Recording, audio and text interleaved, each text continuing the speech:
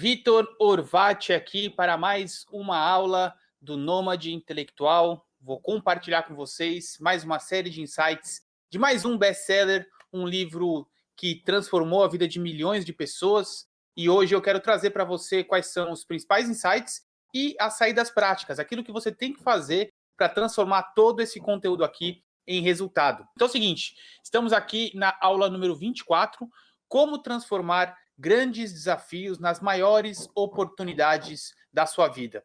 Esse é o livro do Ryan Holiday, The Obstacle is the Way. Vamos lá então para a introdução desse grande livro que é The Obstacle is the Way. Qual que é a mensagem central do livro, né? Nós sempre temos uma escolha. E sempre que você é presenteado com um desafio ou com um obstáculo, você tem dois caminhos para você optar. Você pode ser barrado por esse obstáculo ou você pode avançar através dele. Você pode utilizar ele como trampolim para que você adquira uma nova habilidade, para que você alcance um outro nível de consciência e parta daí numa outra experiência de vida.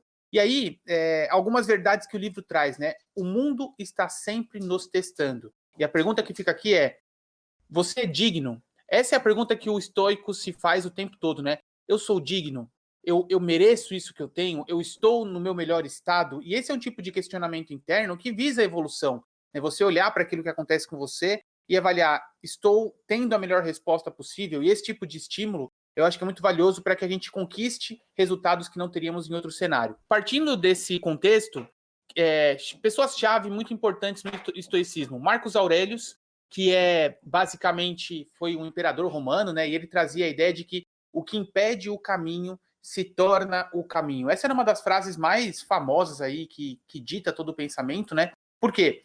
Nós não controlamos o que acontece conosco. Isso é impensável, né? Existem muitas variáveis aí, muitos pontos de eventos que a gente não tem controle. Eu não sei como reagir àquilo. A gente controla apenas como respondemos ao que acontece conosco. A única área de mancha que a gente tem, os únicos pontos de impacto são o que eu posso fazer com aquilo que acontece comigo. Eu não quero agora mudar aquilo que acontece comigo, eu não vou ficar bravo, chateado ou feliz com os eventos externos. Eu vou controlar a minha reação a eles, porque isso é tudo que eu posso fazer. Esse é um pouco do pensamento do estoicismo, né? Você controla aquilo que você sente em relação aos fatos. Você não controla os fatos. Partindo desse cenário, o livro reúne aí pensamentos de Marcos Aurelius, Sêneca, Epictetus, que são grandes ícones do estoicismo, e a ideia aqui é a gente trazer isso para o mundo moderno, trazer isso para a nossa realidade. Como é que eu posso aplicar todos esses ensinamentos na minha rotina? E o livro, ele aborda 3 pilares principais aí, né? Que é como que você pode transformar os desafios em oportunidade. Você trabalha a sua percepção, você trabalha a sua ação e vontade. Então, são os 3 níveis que você, de fato, tem como influenciar. Dentro do cenário da percepção, quais são os pontos principais? Como nós vemos e percebemos o que acontece ao nosso redor. O primeiro ponto que a gente tem que tomar cuidado é como é que eu enxergo a realidade? Porque ela é aquilo que eu fizer dela. Os fatos que acontecem comigo são o que são. Agora, o que eles significam para mim são aquilo que eu decidi fazer deles. Então, como a gente decide que os eventos vão significar, é o que de fato eles vão significar para nós. Eles podem ser uma fonte de fraqueza, ou eles podem ser uma fonte de força, uma fonte de quando você surge das cinzas, né? Quando você se reestrutura em cima daquele problema. E aqui, o caminho para não ser engolido pelo todo é você aprender que enxergar as coisas pelo que elas são é a saída que a gente tem para contornar todos os problemas. As coisas não são boas, as coisas não são ruins. Porque no final do dia, tudo aquilo que nos machuca nos instrui de alguma forma. Tem uma frase que eu gosto muito que ou eu acerto ou eu aprendo. Porque se eu erro, tem um aprendizado ali. Nem que seja o caminho que agora eu sei que não é o ideal. Né? Tem até uma frase que a gente vai falar lá na frente. O erro nos mostra qual é o caminho, apontando qual não é o caminho. Se eu vou por aqui e eu errei, eu aprendi qual é o caminho, porque agora eu já sei que o caminho, ainda que eu não saiba exatamente onde ele é, eu já sei que não é por aqui, porque aqui eu testei e eu errei. Então esse é o primeiro passo para a gente transformar obstáculos em ativos. Porque entre o estímulo e a resposta, e isso é algo que a gente tem que controlar muito nos dias de hoje, né? Nós somos pessoas muito impulsivas, a gente é muito imediatista, a gente quer tudo sempre na hora, né? Se o Uber demora 7 minutos, já é tempo demais. Se o Rappi não responde na hora, já é tempo demais. Então, o que a gente esquece é que entre o estímulo e a resposta, sempre vai ter uma escolha. Sempre vai ter a oportunidade de você olhar para aqui e falar assim, é isso que eu quero responder a esse evento, a esse fato? É assim que eu quero me sentir? E quando você domina a percepção, quando você tem esse tipo de controle, o próximo passo vira ação. Porque se acontece qualquer coisa comigo e eu consigo olhar para aquele evento com um viés positivo ou com um viés de crescimento, o próximo passo é o que eu faço em relação a isso. Então, o primeiro pilar aí do estoicismo, né, e do livro, é a gente trabalhar a percepção. Como que você hoje se enxerga nesse sentido? Você consegue olhar para os fatos e avaliar eles como eles devem sentir para você, como você quer que eles signifiquem? Ou você, como muitas pessoas estão, né, não se sinta martirizado por isso? Ou você age de forma muito impulsiva, né? Um evento ruim acontece, você já lê ele como ruim, ele já gera um sentimento ruim em você. Então esse é o primeiro ponto, a gente trabalhar a percepção para que depois a gente possa evoluir para ação. Parte 2, ação. E só esse tópico complementar aqui da parte da percepção em qualquer situação boa ou ruim, há a possibilidade de praticar a virtude. O que ele chama de virtude? É excelência. E excelência da percepção. Eu consegui olhar para um fato, consegui olhar para alguma condição, por mais negativa que ela seja, e com a excelência, extrair algo de positivo dela. Extrair um aprendizado, extrair uma evolução. Então, em qualquer situação, isso vale a pena a gente frisar, né? Sempre vai ter a possibilidade de a gente praticar a virtude. Eu briguei com uma pessoa, ela me irritou. Legal. A ação impulsiva seria eu responder de forma negativa também, eu tomar aquilo para mim. Mas o que seria a prática da virtude aqui? O que seria a excelência? Cara, seria eu talvez perdoar essa pessoa pelo que ela fez, seria eu abrir mão desse sentimento de raiva, seria eu avaliar se eu não causei aquilo de alguma forma, se não tem algo no meu comportamento que plantou aquilo na outra pessoa. Isso é virtude, né? Isso é você plantar a excelência.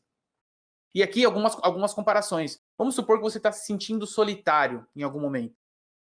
E é natural que você se sente solitário, isso gera um sentimento negativo, você se questiona, tal. Isso é algo ruim?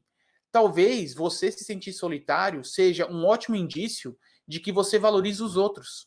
Então, esse sentimento negativo, esse fato negativo aí de você estar sozinho, das pessoas não te responderem, das pessoas não te chamarem para sair, dos seus amigos não quererem vir na sua festa, é um momento para você praticar a virtude e reconhecer que, pô, eu sou uma pessoa que valoriza a presença dos outros. Olha como isso já muda muito do viés. Eu não estou mudando o fato. As pessoas continuaram não vindo na minha festa, continuaram não me respondendo, enfim. Mas eu não vou deixar isso me impactar mais negativamente do que merece. Por quê? Isso é um ótimo indício de que eu valorizo os outros. E se eu valorizo os outros, não seria melhor talvez a minha postura de ativamente buscar entender por que eles não vieram? Será que faltou eu ser mais incisivo? Será que eu podia ter sido mais claro? Será que eu podia ter convidado mais pessoas? Enfim, eu acho que essa análise é muito importante. O que faltou de mim para que o meio tivesse a resposta que eu desejava? E não por que o meio não respondeu como eu queria, né? O que faltou de mim? Ainda nesse sentido, se você está se sentindo culpado ou frustrado com o seu trabalho, com alguma coisa, você olha para aquilo com o intuito de praticar excelência, né, com o intuito da virtude, e fala, pô, isso aqui é uma ótima lembrança de que eu tenho ótimos padrões de qualidade. Então, você fez uma reunião, a reunião não fluiu bem, fez uma apresentação, ela não fluiu bem e tal.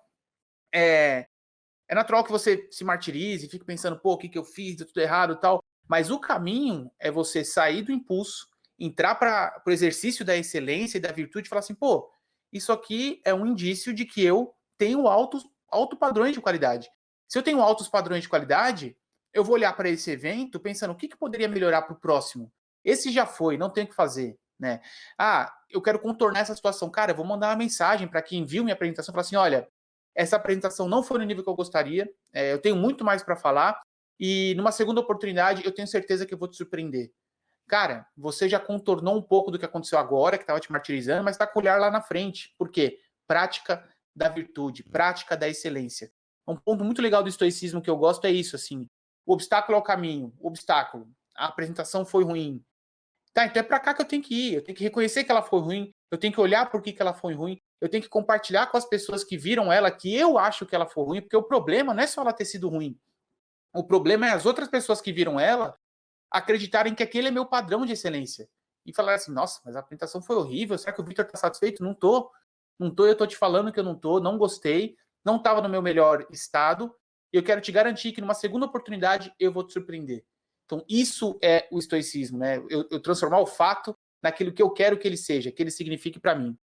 E aí, depois que eu trabalhei a percepção, a gente já entrou um pouco nisso, né? Que eu falei, eu vou falar com as pessoas, vou marcar outra apresentação, mas esse é o ponto, ação.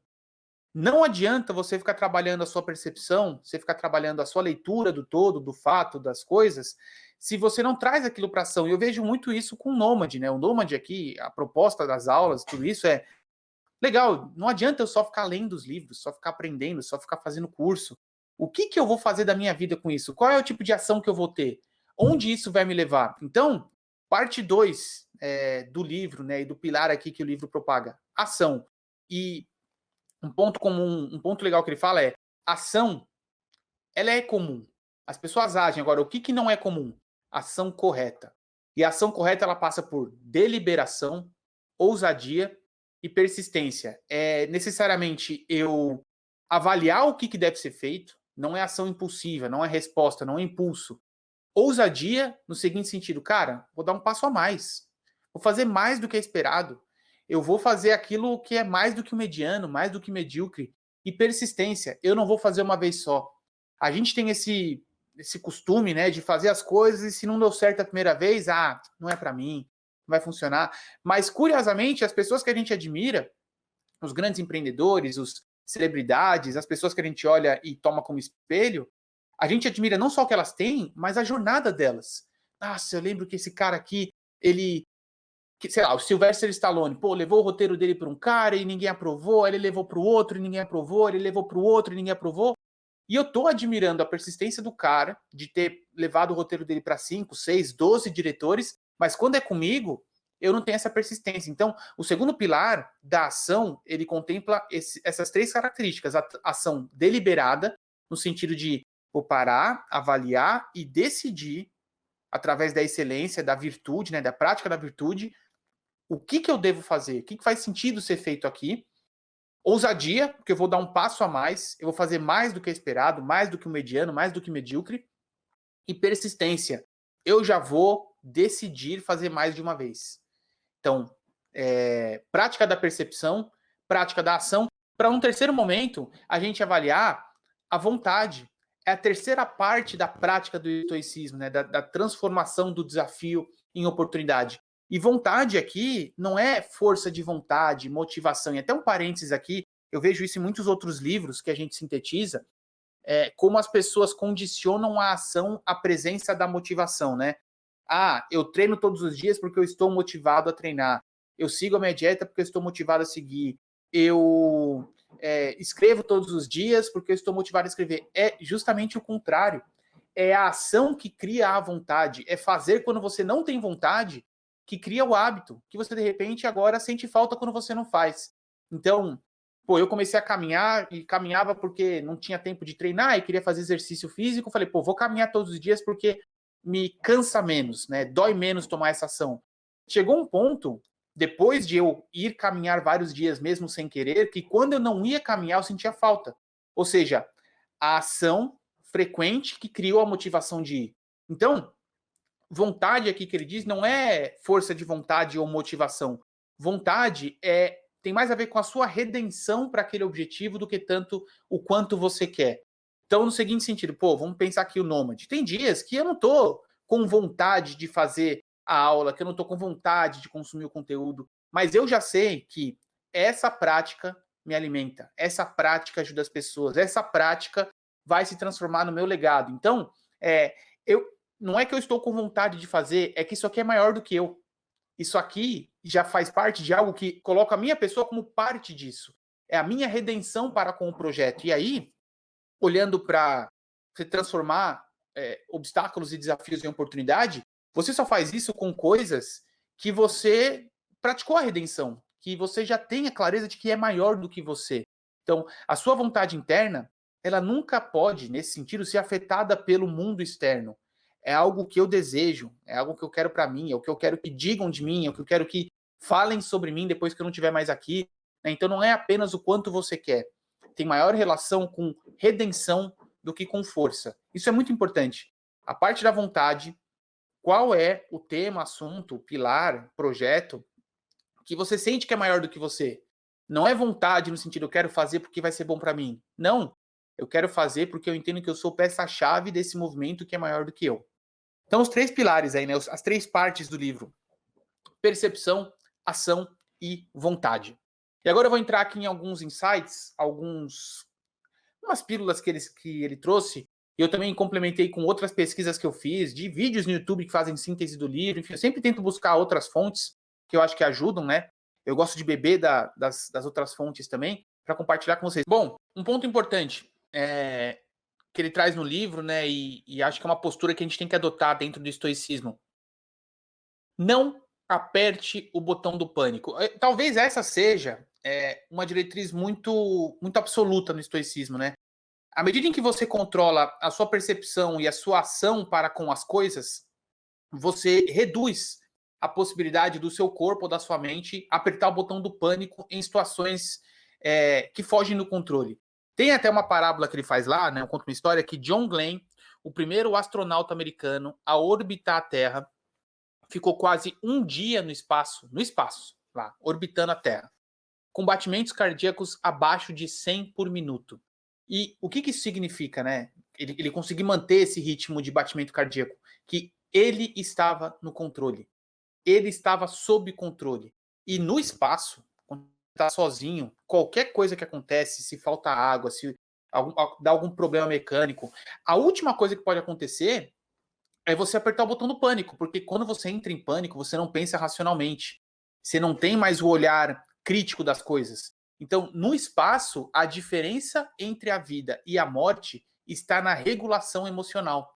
E é aí que o estoicismo entra, né? De você conseguir olhar para as coisas sem deixar que a emoção tome conta, para que você possa ter esse tipo de postura regulatória. Né? Isso aqui não faz sentido, isso aqui não me ajuda, eu vou por aqui, porque esse é o caminho mais interessante para mim. É preciso treinar a si mesmo para controlar as emoções. E é justamente isso que acontecia com os astronautas da NASA. Eles eram treinados para não entrar em pânico. E olha só que legal, essa habilidade de não entrar em pânico é uma habilidade que pode ser cultivada, porque ela é a diferença entre escolher caminhos otimizados para qualquer situação. É a diferença entre você responder impulsivamente, sem pensar, falar o que você não queria, fazer o que você não queria, e você eventualmente parar, respirar um pouco, avaliar se aquilo é o melhor caminho e decidir tomar uma ação que é direcionada, né? Que é aquela ação correta, que ela passa pela deliberação, pela ousadia, pela frequência, né? Pela persistência. Então, não apertar o botão do pânico é justamente o que proporciona, né? Acho que é o principal objetivo aí do estoicismo nesse sentido. E é o que faz as pessoas que encontram desafios transformar eles em oportunidade. Porque a maioria das pessoas encontra um desafio, algo maior do que elas, algo que oprime elas, né, que deixa elas desesperadas, e ou elas se fecham, elas respondem de uma maneira que não é a melhor, e aí isso vira uma bola de neve negativa. Agora, quando você desassocia o pensamento racional da emoção, você consegue olhar para aquilo e falar, opa, aqui ou eu acerto ou eu aprendo. E se eu aprender agora, quer dizer que a chance de eu acertar amanhã é depois. E depois vem outra coisa, você vai falar assim, ou eu acerto ou eu aprendo. E se eu aprender agora, a chance de eu acertar amanhã é maior. E assim você vai, sempre acertando ou aprendendo. Um outro ponto que o livro traz, que é muito valioso, é a ideia do crescimento pós-traumático. Quando a gente passa por algum trauma, e trauma aqui pode ser um acidente, a perda de um familiar, sua empresa quebrou, problema financeiro, problema de relacionamento, enfim, tudo isso, você tem 2 caminhos. Você pode fazer daquilo um estresse pós-traumático, que vai gerar um trauma, que você vai, toda vez que aquele assunto é tratado, você tem impacto negativo, ou você pode fortalecer. E aqui tem um mantra, né, uma frase clichê aí que eu acho que cabe muito bem. O que não mata, fortalece. Porque é fato, aquilo que não te derruba por completo, no pior dos cenários, vai te gerar algum aprendizado que, se aquela situação acontecer de novo, não vai te derrubar mais tanto quanto derrubou agora. Então, te fortalece. Então, o mesmo evento pode proporcionar um estresse marcante ou um crescimento único. E, de novo, o que difere isso é só a sua percepção do fato. A maneira que o fato te afeta depende mais da maneira que você enxerga ele do que do fato em si. E as crenças que você tem sobre uma adversidade é que criam a consequência. Aquilo que você pensa sobre dinheiro, sobre morte, sobre sucesso, sobre superar desafios, o que você pensa sobre aquilo que é a sua crença, é aquilo que vai criar a consequência, né? O que você pensa sobre algo que vai gerar o impacto daquilo em você. E o lado bom disso tudo é que é possível mudar suas crenças. E a gente vê muito disso em processo de coaching, né? Em processo de reprogramação mental, pessoas que têm crenças muito limitantes com relação a dinheiro. Ah, eu não sou digno disso, eu não mereço isso, porque meus pais, meus irmãos, minha família nunca teve esse patamar. E você vê que a pessoa acabava se sabotando, como? Olhando para os fatos de uma maneira negativa, porque as crenças dela eram muito negativas com aquilo. Então, as crenças que você tem sobre uma adversidade criam a consequência. Felizmente, você pode mudar as suas crenças. E quando você junta esses 3 pontos, propósito, audição seletiva e desejo, você consegue, de fato, exercitar muito do que o livro proporciona.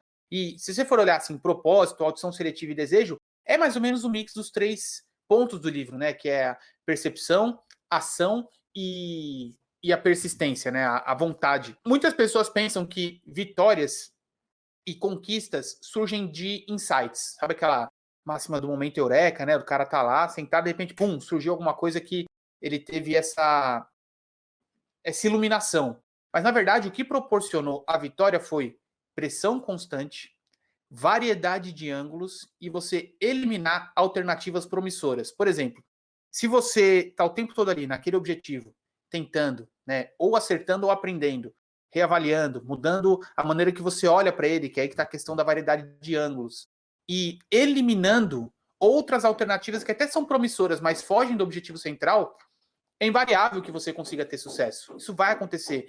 Outro clichê aqui que eu acho que cabe muito bem, que o sucesso é 1% inspiração e 99% transpiração. Cara, isso é fato. Porque você tem uma ideia, e ideia todo mundo tem. Se você tem uma ideia boa hoje, pode ter certeza que entre as 8 bilhões de pessoas do mundo, alguém já teve essa ideia que você teve, tá na cabeça de alguém, então ela não é sua, e ela também não é da outra pessoa, ou seja, ela não é de ninguém, porque se ela é de todos ao mesmo tempo, ela não é de ninguém. Agora, o que está faltando? Execução. Achar a maneira certa de executar. E a maioria das ideias soa boa no papel, porque ela não enfrenta os obstáculos que fazem parte de você implementar.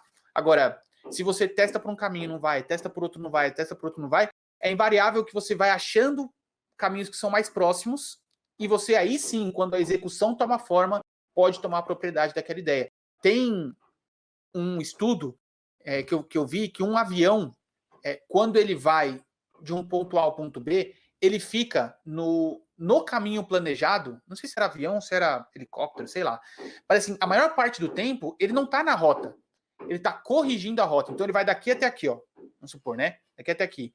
Aí ele vem para cá, sai um pouco, aí ele vem para cá, aí ele ajusta para cá, aí ele vem para cá, aí ele ajusta para cá. Então não é que ele vai numa linha reta o tempo todo.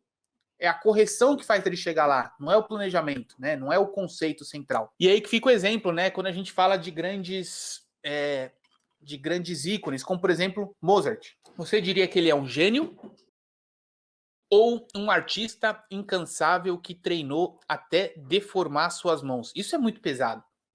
O cara treinou até deformar as mãos para ouvir depois, né? Ou para ser apresentado como um gênio. Eu tenho a minha concepção, né? O David Goggins fala muito disso, cara. É de certa maneira até um insulto você colocar a palavra talento associada a pessoas que trabalharam duro demais para chegar naquele patamar, porque o talento dá uma ideia de sorte, de condição genética que você não escolheu, né? Que acabou acontecendo por você, né? Então ele fala assim, cara, talento para mim é a palavra que os preguiçosos usam para se referir às pessoas que têm resultado, porque se você treina até deformar suas mãos, e aí quando você chega num patamar de X de resultado, alguém vem e fala que você teve sorte ou que você é gênio, é de uma certa forma minimizar todo esse esforço, né? Então é isso que o livro busca trazer. E também a importância do processo, né? Então, quando a gente olha para... Você está empreendendo, se você está começando um negócio, enfim, qualquer que seja o seu objetivo, não foque na grandeza do resultado. Porque se você focar no tamanho dele, é capaz o tempo todo você ficar se comparando com ele, vendo puta, ele tá muito longe, não é isso ainda que eu quero, falta muito tempo. O melhor é você focar nas pequenas coisas que podem ser feitas dentro do processo dele. O que eu estou fazendo hoje que me aproxima um pouco desse macro objetivo? O que eu posso fazer agora? Qual é o próximo passo lógico que eu posso dar? A saída para você enfrentar qualquer coisa mentalmente desgastante é você fazer um pouquinho por vez. Ah, eu quero correr 10 quilômetros por dia. Beleza, começa correndo 100 metros. Começa criando o hábito de botar o tênis e descer. Começa doutrinando o seu corpo a não aceitar não ir treinar. Porque depois que isso ficar algo natural, aí você começa a levar a barra. Mas você não começa a correr antes de você saber andar. Então é um pouco disso, assim. Um pouquinho de cada vez. Então a síntese aqui de por que o obstáculo é o caminho. Porque nós ficamos melhores com testes e com pressão. Obstáculos são situações de teste e pressão. Eles colocam a gente em momentos de provação. Eles tornam a gente melhores pessoas, melhores líderes, melhores pensadores. Então, se esse é o momento em que eu sou forçado a melhorar, então esse é o caminho. Se isso acontece no obstáculo, então o obstáculo é o caminho. Quando a gente se coloca em desafios, em provações, a gente naturalmente tem que crescer. Simular ameaças é o caminho para o crescimento. Tem uma comparação que eu peguei também referente ao livro, que eles falam do post-mortem, né? Que quando uma pessoa morre, você vai lá e avalia, você analisa por que ela morreu. E tem um trabalho, que é o antagônico, que é o pré-mortem. Então você começar a pensar, cara, o que me destruiria hoje? O que poderia me fazer mal? O que ainda não aconteceu, mas que se acontecesse, ia me machucar, ou ia ser um desafio muito grande. E eu começo a me preparar para aquilo desde já. O Facebook faz isso constantemente, né? Esses hackathons que tem aí, onde o pessoal se junta e tenta entrar num sistema. Cara, hackers são remunerados, porque eles encontraram uma brecha que ninguém tinha visto, e agora que eles encontraram, eu consigo me planejar para ela e impedir que alguém com más intenções me prejudique. Então, quando você começa a pensar nas situações que te fariam mal, te derrubariam, e pense em planos alternativos desde já, você fica mais forte. Porque o obstáculo é o caminho. Fato é que testes e situações de pressão sempre virão, eles vão continuar vindo, o que você pode mudar é a sua resposta a eles. Se aconteceu, então era para acontecer, e eu agradeço ter acontecido quando aconteceu. Eu tirarei um ótimo proveito disso. Essa é a postura do estoicismo. Se aconteceu, então era para acontecer. E eu agradeço ter acontecido quando aconteceu. Eu vou tirar um ótimo proveito disso. Vou aprender alguma coisa, vou evoluir de alguma forma. E a pergunta que fica no ar, né, para você que talvez esteja enfrentando um desafio agora, como você poderia ver o upside de todo o desafio que você enfrentou até aqui? Como isso seria possível? Como é que você poderia mudar um pouco a percepção de algo ruim que aconteceu e obrigatoriamente enxergar o upside daquilo? E eu reuni aqui algumas frases de efeito para a gente fixar esse conceito. O fracasso nos mostra o caminho, nos mostrando qual não é o caminho. Se eu fui por aqui e deu ruim, eu já sei que por aqui não é.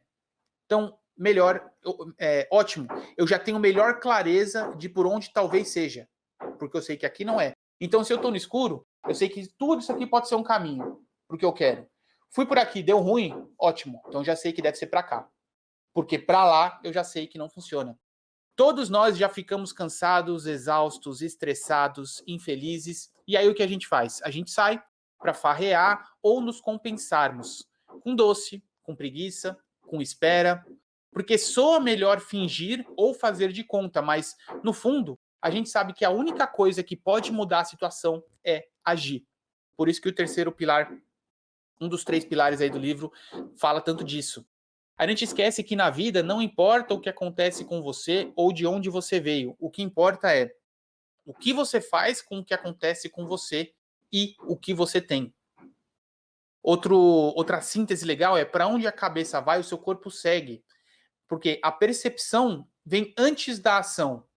A ação correta segue a perspectiva correta. Se eu consigo olhar para qualquer evento com um viés positivo, com um viés correto, a chance de eu ter uma ação correta para ele é muito maior. Outra indicação: pare de procurar por epifanias procure por pontos fracos. Pare de procurar por anjos. Procure por ângulos. Aqui não é ângulos, é ângulos.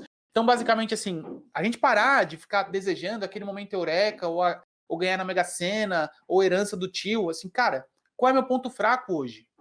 Onde eu posso trabalhar para me fortalecer? Eu sei que isso pode ser um pouco antagônico com outras posturas que eu já trouxe aqui de outros livros, que falam que você não tem que se preocupar com seu ponto fraco, você tem que otimizar seu ponto forte, porque seu ponto fraco vai no máximo chegar até a média. Mas eu entendo que aqui são prismas complementares, né? Aqui ele está falando assim, cara, ao invés de você ficar esperando algo de bom acontecer, olha porque de ruim já está acontecendo e tenta enxergar como aquilo pode virar algo de bom, como aquilo pode proporcionar algum aprendizado. E ao invés de você ficar buscando a sorte, né, a bênção dos anjos, procure outro ângulo para olhar para a situação. Se aquilo está muito ruim e está te incomodando, é porque você está olhando de uma forma que é ruim e te incomoda.